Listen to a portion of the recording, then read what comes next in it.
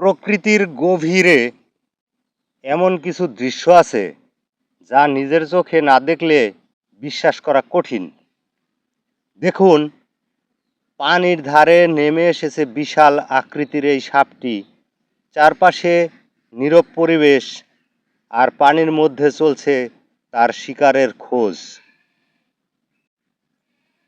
হঠাৎ করেই পানির ভেতর থেকে একটি মাছের দিকে নজর পড়ে সাপটির। মুহূর্তের মধ্যেই দুর্দান্ত গতিতে মাছটিকে ধরে ফেলল সে। মাছটি ছটফট করলেও সাপটি কোনোভাবেই শিকার ছাড়ছে না। এরপর আস্তে আস্তে পানির ধারের ঢাল বেয়ে উপরের দিকে উঠে আসছে বিশাল এই সাপটি। মুখে তার শিকার।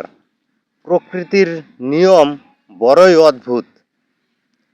এখানে প্রতিটি প্রাণী নিজের খাবারের জন্য লড়াই করে।